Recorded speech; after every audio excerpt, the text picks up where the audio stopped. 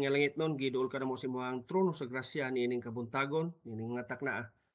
Nagpasalamat sa imong pagkamayo gid sa among kinabuhi nga wala gyud nimo kami pasagdi sa bisan unsay mga status namo sa amo ang pagpanginabuhian, bisan unsa kalayo apan ikaw kanunay bugkos ka namo kanunay sa imong gugma, sa imong grasya pinaagi sa imong mga pulong. Sa among pagpadayon karon sa among bulaton, ikaw among gilawman nga may patigayon niini. Pasabta namo kining imong mga pulong nga among pag-ayusahan, pinagi gid sa imong pagiya o pinagi sa paglamdag sa balaan nga espiritu. Kanimo lamang kami nagkasalig, nag-ampon, nagpasalamat, pinagi sa ngalan ni Ginoong Kristo. Amen. Mga bersikulo nga ato ang pag-usahan karon, makita nato sa Philippians. Philippians chapter 4 verse 8. Ingon dinhi. Finally, brethren, whatsoever things are true, whatsoever things are honest, whatsoever things are just, whatsoever things are pure, whatsoever things are lovely, whatsoever things are of good report, if there be any virtue, and if there be any praise, think on these things. Ang panambago ni Apostol Pablo ngadto sa mga taga Pilipos. Panambagon, mga warnings ni Apostol Pablo ngadto sa taga Pilipos. Nga bisan unsa, whatsoever things, bisan unsa nga butang, bisan unsa nga kahimtang, bisan unsa nga gimbuhaton. No? Ingon pa ni Apostol Pablo, if there be any praise, no, kung adunay mga pagdaig, think on these things. Mao kini ang suggestion ni Apostol Pablo ngadto sa mga taga Pilipos. Nining kabuntagon, nining adlaw, nining nga taknaa, atong pag-usahan kining topiko nga nag-ingon. The grace believers in this digital age. Grace believers in this digital age. Unsa man kining grace believer? Ang grace believer nag-ingon dinhi having the full understanding, no? Having the full understanding of the grace message. Mo ni pasabot ka ng mga grace believers, kanang gitawag og grace believers nakasabot full understanding, no? Nakasabot gayud sa in full, no? Nasabtan gid nila ang mensahe sa grasya. Knowing about grace dispensation sa ato pa, nasayod kung unsa ang dispensasyon sa grasya. Kining mga grace believer, aware sila kung unsa kining dispensasyon sa grasya. Ila kining nasabtan, ila kining nahibaluan, no? Nga we are now in the dispensation of grace. Moibot pasabot kanang grace believers, knowing about grace dispensation, knowing about the grace message. Mao kini ang pinaka ingno nato importante nga masabtan aron mahimo kang tawgon nga grace believers. Nasabtan nato ang mensahe sa grasya. Ang mensahe sa grasya mao'y pinaka-importante niining panahon usab sa grasya, dispensasyon sa grasya, kay mao kini naghatag kanatong kasiguruhan sa atong kinabuhi. Naghatag og kapasayloan sa atong mga sala. Naghatag og paglaom sa ato ang mga kalag. Ang grace message. To believe and to put trust in it. No? Diha sa mensahe sa grasya, kinahanglan nga mao'y atong tuhuan, kinahanglan nga mao'y butangan nato sa ato ang pagsalig, o kinahanglan nga mao'y atong laoman nga may makahatag nato kagawasan gikan sa pagkabilanggo nato diha sa sala. To believe and to put in trust in it. This grace refers to Jesus died, Jesus was buried, and in the third day, He was resurrected. Mao na kanay buot ipasabot sa grace message. Mao kanay gipamatud-an kanunay ni Apostol Pablo sa iyang mensahe kaniadto sa dihang nagministri sa dinis kalibutan. Walay laing mensahe ang iyang gibalon, walay laing mensahe ang iyang ginasir sa tanan ng mga tao nga mamahimo niyang audience. Grace message matud pa niya sa taga Korinto, unang Korinto kapitulo 15 bersikulo 1 hangtod sa 4, ingon siya, moreover brethren, I declare unto you the gospel which I preach unto you, which also ye have received, and wherein ye stand, by which also ye are saved, if ye keep in memory what I preach unto you, unless ye have believed in vain. Versikulo 3, for I deliver unto you first of all that which I also received, how that Christ died for our sins according to the scriptures. Versikulo 4, and that he was buried, and that he rose again the third day according to the scriptures. No, mao kini mensahe ni Apostol Pablo. Mao kini ang pinaka-importante nga masabtan sa usa ka tawo o sa usa ka grace believer nga ang mensahe di ay ining panahon na aron makaangkon og kasiguruhan ang tao, grasya. Mensahe sa grasya, maangkon nato kanang kasiguruhan sa atong kalag, kapasayloan sa atong mga sala aron mahugasan ang tanan nato nga mga kalawasan gikan kaniadto karon og hangtod sa maabot, mutuo og madawat nato ang kapasayloan sa atong sala. Unsay atong tuan?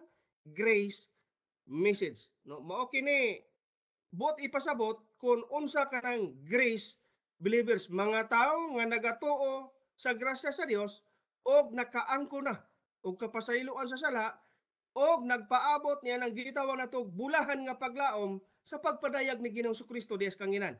Mao kanay gitawag nato grace believers. Usa ta ni ana nga mga membro sa grasya. Usa kita ni ana nga nabayran ang atong mga sala. Kung ikaw ug ako mutuo lamang umudawat sa kamatayon sa paglubong og pagkabanhaw ni Ginoong Kristo, makaangkon gid kitag kaluwasan sa atong kalag.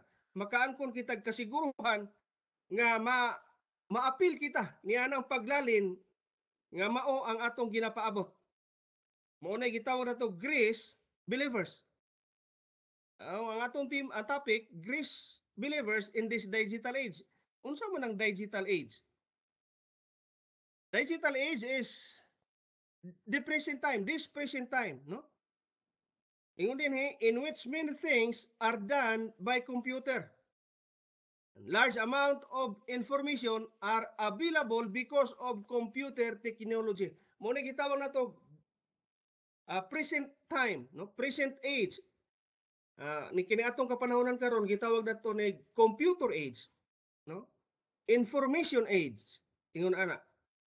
Naata karon sa pinaka high-tech, no? Kaniadto na-experiencehan nato na nga magdula-dula nga magtiniil, magdagan-dagan, magdakpanay. Karon wala na ko kakita o mga bata nga ang gihimo. Lahi na ilahang mga kalingawan karon, no? Naana dili na malipay kun walay cellphone hawiran, no? Usahay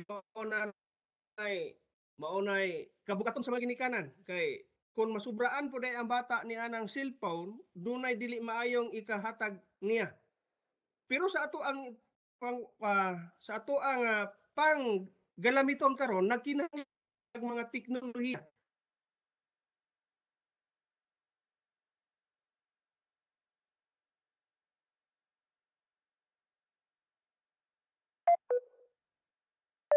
Kaya nga nag-agas, okay ra gid kayo, wala gid madaot. Pero karon bottled water na gid ang ginainom sa mga bata. Nagka-high-tech, nagkausap ang panahon, nag-evolve ang panahon. Muna gitawag nato digital age. Unya, hilabihan ka high-tech na. Kay kaniadto telegrama pa. Karon through cellphone na gyud, no? Nausab na gyud ang atong panahon. Usahay ang cellphone murag makahak sa ato ang panahon, no? Ihak ang atong panahon diha sa pagpangalagad og sa bisan unsa nga buluhaton sa atong kinabuhi matag adlaw, murag kontrabida ang cellphone. Pero sa lain usab nga pan-aw, dako kaayo katabang ang cellphone o kanang teknolohiya nato karon nganuman sama sa atong gihimo karon, nagkahiusa ta pinaagi ni ining cellphone, pinaagi sa mga teknolohiya nga pinakabag-o. Bot pasabot, nakadepende kung unsa nato gihimo ang bag-ong teknolohiya karon, giunsa nato paggamit. Dunay dili maayo, duna usab makahatag og kaayuhan sa atong tagsa-tagsa ka kinabuhi. Ingon ana ang teknolohiya, digital age. What is going on with the world today? Ora unsa may mga nangahitabo karon sa ato ang panahon nga nagka-high-tech na gyud. Dili na gyud mapugngan, nagka-high-tech na gyud. Ingon din life is getting busier. Nagka-busy ang kinabuhi sa tao dinhi ini ato ang digital age, no? Nagka-busy. Usahay dunay mga panahon nga nag-istorya ka sa usa ka tawo, duna dayon at the same time nagakuri-kuri ka sa iyong cellphone, no? Nagka-busy. Dayon ingon din what is going on with the world today? Life is getting busier. Ikaduha, the world is getting worse. Nagkadaotan ang kalibutan. Kay through communication, through cellphone, pwede makahimo ka ng plot ba? Kana bang evil plan, no? Ang duha ka tawo pwede sila maghimog daotan through communication, pinagi lamang sa cellphone. No, nagkadaotan ang cellphone, then karon ang nagkadaotan ng kalibutan. Dunay mga panahon nga himuon nga time bomb ang cellphone. So ingon ana medyo nagkadaotan usab. The world is getting worse. Life is getting easier but more difficult to live. Mao kini mga panghitabo sa kalibutan ni atong digital age. Ang kinabuhi na murag nagkasayon pero pinakalisod nga ikinabuhi. Life is getting easier but more difficult to live. Ingon ana ang atong sitwasyon karon. Dayon dunay mga panahon ingon dinhi love in the service starting to be weakened. Bot pasabot ang ato kunong gugma diha sa pagpangalagad sa Dios nagkaluya. Love is getting love in the service starting to be weakened. Nagkaluya ang atong pagpangalagad o atong gugma diha sa pagpangalagad. Ang bugtong makasulbad niini mao lamang ang atong Dios nga gituoan nga maoy naghimo sa langit ug sa yuta. Dunay mga panahon nga dunay debate, dunay gubat, dunay kumbate sa ato ang kaugalingon.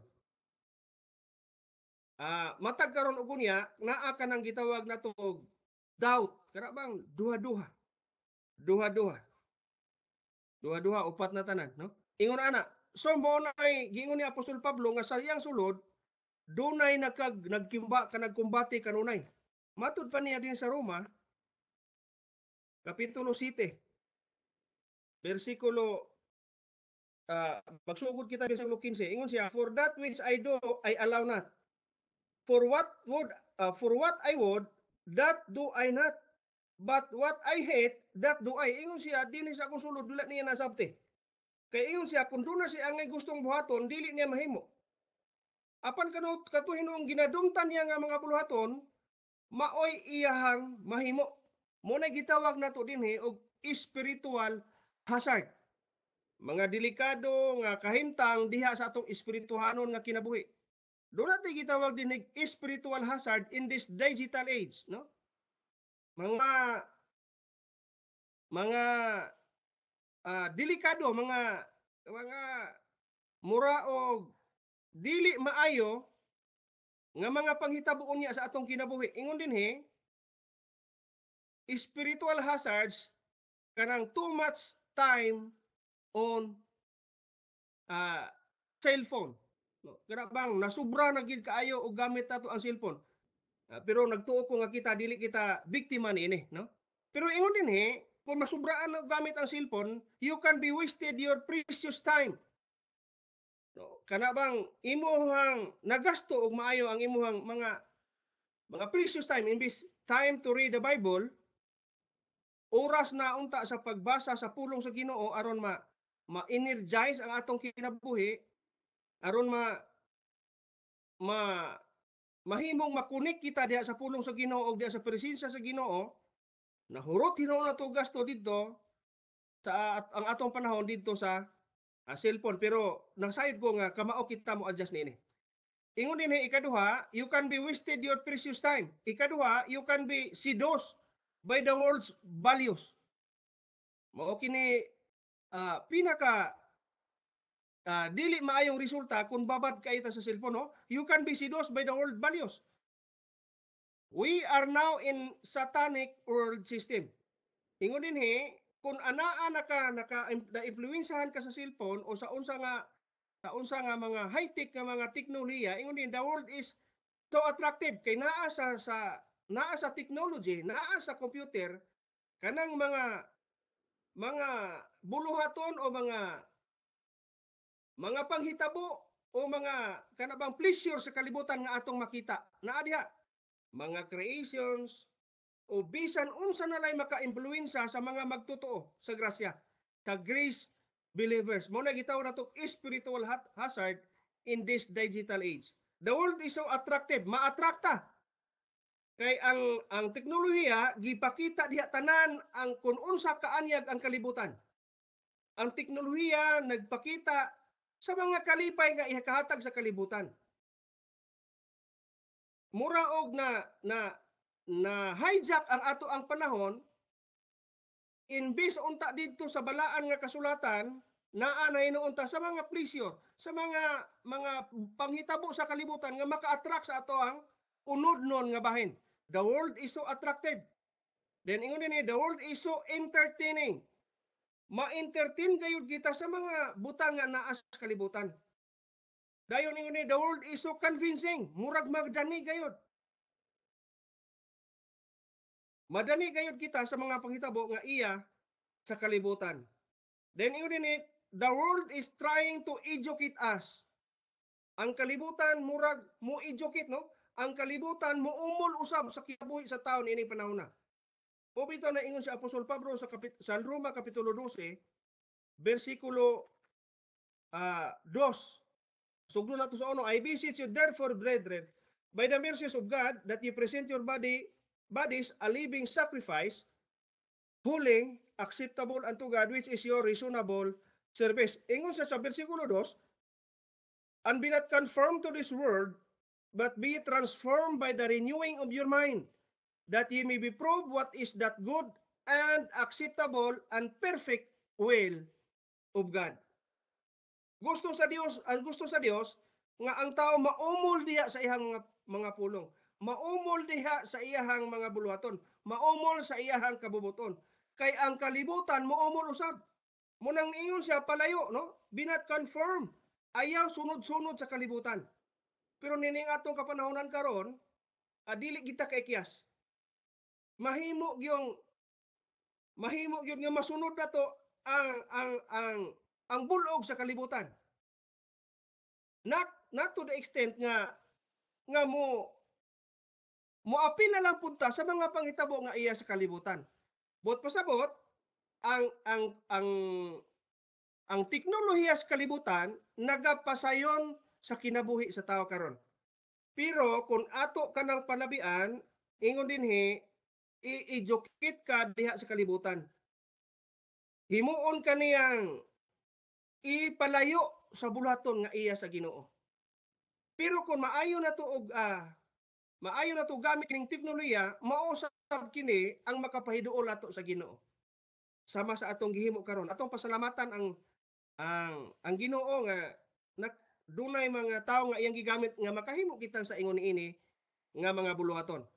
The world is trying to educate us. Dayon, the world is trying to teach us, which is not really important. Ang kalibutan, pinaagi sa teknolohiya, mutudlo ka nato sa mga butang nga dili na importante o mga butang nga dili lambigit sa bulaton sa Ginoo. Kay naa kita gitawag nato naani atong kapanahonan karon information age. Dayon, the world is telling us to think. Dunay daghan diha nga mga gipakita sa teknolohiya kung unsay angay buhaton sa usa ka tawo, no? Ingon din the world is telling us what to think, what to say, and what to look, how to feel. No? Bisan unsa na lang ang mahimo diha sa information age nga atong mahuna-huna, atong maistorya, atong makita ug atong mabati. Sa giingnan nako, ang kalibutan very convincing. Ang kalibutan very attractive. Ang kalibutan very entertaining. Muna mutudlo siya sa usa ka tawo, sa usa ka magtuto kanang grace believers mismo. Kay ang tuyo karon sa yawa pag-demoralize sa mga iya sa Dios. Paglangkat nga ana-ana sa kaluwasan lang gustong mulangkat ang yawa ni ana. So we have to be careful gumikan kay ang yawa nagalihok karon siya 24/7. Hilabihan ka active ug ang target niya, you are the one. Ikaw usa ka sa mga target niya. Usa ka sa potensyal nga target niya, usa ako sa potensyal nga target aning yawa. Aron mahimong mahimulag kita diha sa presensya sa Ginoo. Munang nagtudlo siya sa bisan unsa na lang gyud nga paang maagi nga ma-attract ang atong kaugalingon ug mubiya kita sa presensya sa Dios. Mao kanay gusto siya wa. Dayon ingon dinhi, whatever gets your attention, then you start copying to it. Kung unsa kuno lay nakakuha sa imong atensyon, mao na nay imong sugdan og kopya. No? Whatever gets your attention. Then you start copying to it. Kung unsa gyud kuno nakakuha sa imong pananaw, mao na diha nakakuha sa imong atensyon. Dayon kanang nakuha nimo sa imong atensyon, imo na dayon suno, then you start copying to it.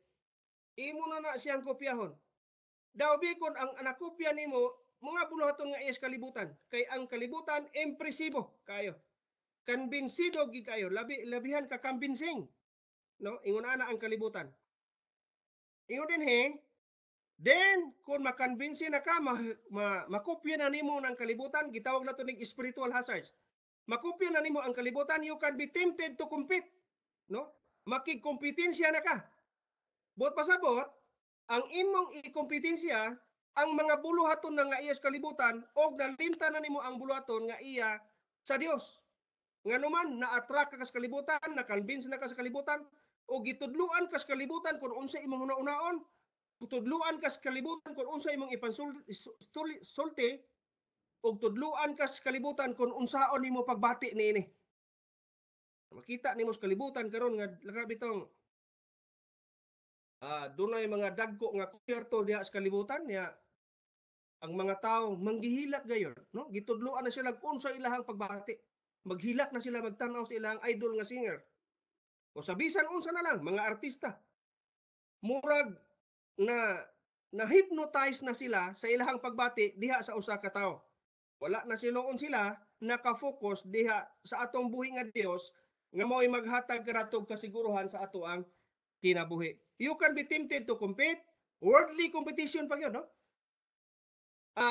Inay makigkompetensya diha sa bulaton sa Ginoo, kung naumol na ang imong pagkatao, naumol ang imong hunahuna, naumol ang imong pagbati diha sa kalibutan, nga ingon ni Apostol Pablo, palayo gikan niini, makigkumpara ka sa bulaton nga iya sa kalibutan usab. You cannot be in a moment while trying to capture the moment.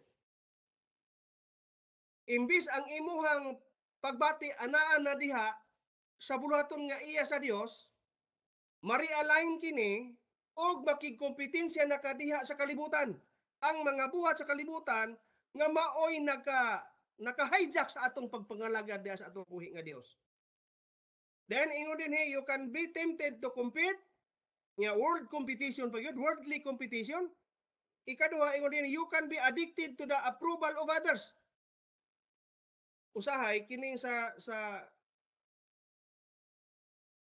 Facebook, no? Sa Facebook. Dunay daghang mga post, dunay daghang mga reels, dunay daghang mga bisan unsa na lang. Dayon kinig-post ana murag mag-uol ang nagtag-iya sa nag-post kay pagtan-aw niya murag gamay rang nag-like, no? Kana bang thumbs up. Gamay ra ang nag-like, then mahimong manluod na dayon. Bot pasabot, ang iyahang pagbati nakuha diha sa kalibutan. Ang iyahang pagbati nakig-compete na pud siya. Buot pasabot, muhimo na pud siya laing content sa iyahang kinabuhi, naka-focus na siya karon diha sa competition sa kalibutan. Naka-focus na siya karon diha sa mga buluhaton sa kalibutan nganuman ingon dinhi, you can be addicted to the approval of others. Gusto na siyang daghang mo thumbs up, siyang daghan siyang followers, daghan siyang views. Now, which is not right in the sight of God. Dili na siya nahusto diya sa pananaw sa Ginoo. So, atong i-realign kay gitawag nato ni siya mga spiritual hazard in this digital age. No? In this digital age, Satan is very active. Nagalihok siya 24/7. Sa atong kinabuhi, sa tanan nato nga mga failures, sa tanan nato nga mga tentasyon nga nadalata, sa tanan nato nga kapakyasan sa atong kinabuhi, walay laing gipasangin lang nato ana ang yawa. Doon ako'y classmate sa una sa IGBI, ingon siyang naluoy kay siya yawa. Bisan unsay kapakyasan sa tao, ang yawa kuno mo'y pastan, perti na gid niya luya. Maunang duwa ko kasabot sa iya hapong kuan, pero naluoy siya kay naman kada misfortunes, no, mga kapakyasan nga may tabo sa usa ka magtotoo, walay laing basulon ang yawa, walay laing mabasol ang yawa. Muna nga naluoy siya kadugayan, ug mao kanay lihok niya, dili na siya kinahanglan basulon kuno man mao na gid kanay iyahang mahimo niining kalibutan na. Kanunay gina siyang nagatan-aw 24/7 sa iyang kinabuhi. Nagatan-aw siya kanunay kung kinsa kato iyang matukog. Kay matud pa,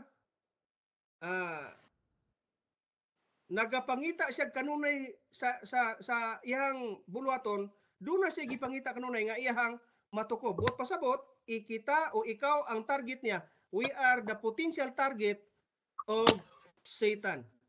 Then yun din he uses all his connections. Ang yawa, nagagamit sa tanan niyang mga koneksyon, nagagamit sa tanan niyang mga abilidad. Aron lang, pag mapukanta sa ang pagpangalagad, aron lang, mamahimong madisgawas kita diha sa presensya sa Ginoo. Ingon ana, kanunay ang gihimo sa yawa, no? He uses all his connections. Dayon ingon din he uses all his mechanism. Sa bisan unsa na lang gyud nga pamaagi. Dayon ingon siya din he uses all his strength and he uses all of his power. Sa bisan unsa gayud nga pamaagi, nagalihok ang yawa sa ato ang kapanahonan karon 24/7. Mao na nga atong i-active kanunay ang ato ang pagbati diha sa Ginoo. Ang ato ang focus, kinahanglan naka-focus usab diha sa kabubuton sa Ginoo, dili lamang sa kabubuton sa Ginoo kundi sa iya usab nga mga pulong. Kay ang pulong sa Ginoo matud pa maoy pag-on sa atong kalag o pinaagi niini, malig-on ang atong espirituhanon nga pagkatao pinaagi sa pagkaon sa pulong sa Ginoo. Masalamat kay ta niini nga duna kitay buluhaton nga ingon niini. Bisan sa kalagyo nato sa atong distansya, apan nakahimo kita sa pagpakaon sa atong espirituhanon nga pagkatao pinaagi sa pulong sa Dios, no? Ingon din ang yawa nagahimo siya sa tanan niyang pamaagi for you to be demoralized. Ang tanan nga pamaagi ang tumong sa yawa nga mga ingon diri malipat-lipatong kaugdahan sa yawa, for you to be demoralized, aron lang ma-demoralize ka sa imong concentration diha sa pagpangalagad. Aron ma-realign ang imong concentration, ma-realign ang imong focus diha sa bulaton sa Ginoo, naghimo siya sa tanan nga paagi for you to be demoralized. Dayon iyon siya gihimo niya tanang pamagi for you to be discouraged, aron ma-discourage ka sa imong pagpangalagad. Dayon he uses all his connections, mechanisms, all his powers for you to be filled, aron mapakyas ka sa imong pagpangalagad, aron mapakyas ka diha sa bulaton sa Ginoo, aron mapakyas ka diha sa imong pagpangalagad sa atong buhi nga Dios. Ingon ana siya, ingon ang 1 Peter chapter 5 verse 8, be sober, be vigilant, because your adversary the devil, as a roaring lion, walketh about, seeking whom he may devour. Ingon ana ang lihok sa yawa, nagalihok siya 24/7, ug ikaw ug ako ang potential target niya. Una nga, we have to be aware. Mauna nga puno ato ang atong kaugalingon sa pulong sa Ginoo, dili lamang kung dili ang atong hunahuna. Kaya ang atong hunahuna is the playground of Satan, no? Kung puno na to sa pulong sa Ginoo atong hunahuna, then Satan have no space to roam around. Dili na siya pwedeng makadula-dula sa atong hunahuna, nga naman napuno na kini sa pulong sa Ginoo. Dayon ingon dinhi, malipat-lipatong, no? Maglipat-lipat siya. He will maneuver to the left, he will maneuver to the right. Bisan asa kaniya iga, bisan unsang anggulo sa imong kinabuhi, naa ang yawa. Ang bugtong gahom nga makabuntog niya ng gahom sa yawa, mao lamang si Ginoong Hesukristo. Siya lamang ang bugtong dunay dakong gahom nga makabuntog kaniya. Ingon dinhi, he will maneuver to the left, he will maneuver to the right. Every single day, he had no rest. Wala siya muhunong, wala siya mupahulay. Sukad kaniya to, hangtod karon. Nangita siya iyang mapaak, kana bang matukob, no? Ya bation ingon dinhi, kana bang mapaakan gani ka sa malalang mananap din sa kalibutan, mapaakan kag iro, mapaakan kag bisan unsang malalang mananap, duna kay bation sa imuhang lawas, no? Ingon dinhi, bation sa mapaakan labi na kun dugay na. Ingon ni patulon, mukagot ang ipon, mahadlok sa hayag og tubig og daling masuko. Ang yawa usab makapaak nato, perting daghana nato gipangbati. Ang tanan na dayon nga alibay magamit nato. Ang tanan na dayon nga mga pasumangil aron dili ta makapangalagad sa Ginoo, ato na kanang magamit. So be careful, no? Ang potensyal nga target sa yawa, ikaw ug ako. Ikaw ug ako. Mao na nga atong hinumduman nga ang bugtong makahatag og kapildihan sa yawa, mao lamang si Ginoong Hesukristo, pinaagi sa iyahang mga pulong. Dunay yawa kaniadto sa panahon ni Adan ug ni Eva, no? Dito sa Garden of Eden, dunay yawa dito. Sa paghimo pa lang sa Ginoo, sa Garden of Eden, naa ang yawa present. Dayon sa panahon ni Ginoong Hesukristo, naa ang yawa og na-experiencehan kini ni Ginoong Hesukristo, giatake siya, he was attacked by the devil 3 times. 3 times gayon. Sa dihang luya siya, wala si kaon, wala si inom og tubig, sulod sa 40 ka adlaw, 40 ka gabi. Og ning take advantage ang yawa sa dihang luya kay ang lawas kay nagkinahanglan siya strength, kanang physical strength. Niadtong panahon na kay wala si kaon, nagpuasa siya, giatake sa yawa. Og ang atake sa yawa, ang iahapag yung mga kinahanglanon. Ingon ang yawa, kung ikaw anak sa Dios, himua kining bato nga pan. Niadtong panahon na pwede patulan siya sa Ginoo. Pwede patulan siya ni Ginoong Hesukristo. Kay gigutom siya. Pero wala siya nahimong nagbadaogon sa iyang atake ni Ginoong Hesukristo nga naman wala siya dibatiha sa Dios. Mingingon ang Ginoong Hesukristo, man shall not live by bread alone. Unsay giingon niya? As it is written. Ang butong makapili sa gahom sa yawa, mao lamang ang pulong sa Ginoo. Ang pulong sa Ginoo mo'y bugtong hinigiban aron mabuntog nato ang bisan unsa nga malipat-lipatong kaugdan sa yawa. Ingon dinhi sa diyang gitintal siya, bersikulo 3 sa Mateo kapitulo 3, ingon siya, and when the tempter came to him, he said, if thou be the Son of God, command that these stones be made bread. But he answered and said, it is written. Bot pasabot, gigamit sa Dios, gigamit ni Ginoong Hesukristo ang pulong sa Dios to overcome Satan. Walay laeng makapildi sa yawa sa atong panahon karon, gipildi sa ni Ginoong Hesukristo ang yawa ni atong panahon na. Ug hangtod ni atong kapanahonan karon, nagpabilin ang gahom sa pulong sa Dios og andam kining mopildi sa gahom sa yawa. Ingon ang Ginoo, ingon si Ginoong Hesukristo, as it is written. Man shall not live bread alone, but by every word that proceedeth out of the mouth of God.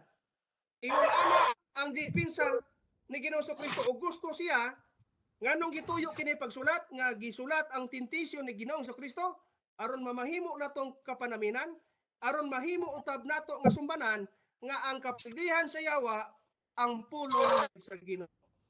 Ingon ana grace believers in this digital age. Bisa nagkahitik na ang panahon, ang matag usado na na cellphone, pero ang pulong sa Dios nagtapot ka na sa cellphone, no? Doon na natay karoy mga Bible apps. Wala nagpabilin ang pulong sa Ginoo nga dili updated. Doon nag-update gid siya kanunay. Ingon ana ka updated usab ang pulong sa Ginoo. Nainsan ni Ginoong Kristo ang tintal sa yawa katulo ka beses. Sa atong kinabuhi karon, dili ka limitahan sa yawa ang imong tentasyon. Dili siya mo limit og tulo ka beses lang. Hangtod nga nagalungtad ka nining kalibutan na potensyal ta nga target sa yawa. Dili siya mahulong sa iyang bulaton. Usa dili usab kita moundang sa pagbasa sa pulong sa Ginoo. Dili gayud kita mo palayo diha sa presensya sa Ginoo aron dili kita mahitumpawak sa kapakyasan sa ato ang pagpangalagad. Di na lang unang kutob kini ato ang pagpamalandong sa pulong sa Ginoo. Magampo ta. Salamat kay Aman Langit nun sa imong mga pulong nga among nabati. Hinaot nga na himo nga pagkaon kadto sa among espirituhanon nga pagkatao ug nalig-on kami pinaagi niini. Ikaw lamang ang among gilauman nga mo'y maghatag ka namong strength. Kay matod pa nimo sa imong mga pulong, I can do all things through Christ which strengtheneth me. Ang imong mga pulong nagalig-on kanamo kanunay. Salamat kayo sa matag usa o hinaot nga imong grasya o imong gugma padagaya kanunay sa matag usa namo kakinabuhi bisan asa man kami nimutang sa kalibutan. Kanimo lamang kami nagampong nagapasalamat, nagasalig pinaagi sa Ginoo ngalan ni Ginoong Kristo nga moy mga bugtong manluwas. Amen. Maayong adlaw sa atong tanan. Good morning po. Good morning, Pastor. Good morning to all. Morning. Morning, Pastor. Morning. Solis. Pastor Naglaba. Solis, maayong buntag. Maayong buntag, Pastor. Brother Gerald, good morning.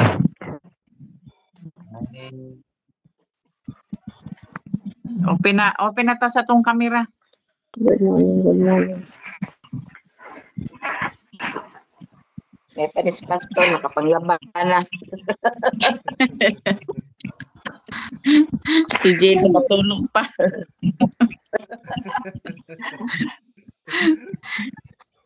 Ay, Makapanghalay na dyan karon pastor, tagtaod.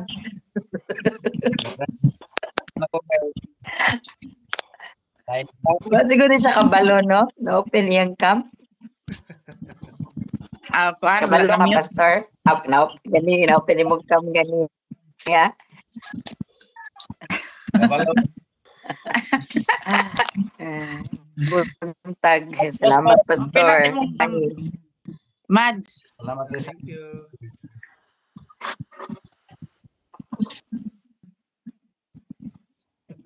Lagi. Inahigdalan tanis siya, nakapanghalay na. May lakaw go. Ah, Sa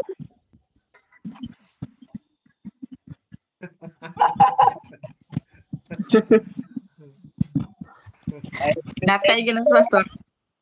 Managingon dia nga iyang kuskus iyang sayaw. Kay siyang nanay siyang tatay. ano yung wife na, di raw ba na to ron? Wala. Wala. Dili siya makontak Pastor. Makontak siya sa online ba? Napod siya sa gawas eh. na. Yang oras kay ang yang oras mo dili kay sa mo kon sa ang schedule. Ay, asa na siya nga country pass? Kong. Sa Hong Kong. Ay. Oh, karon paron dito, alas 3.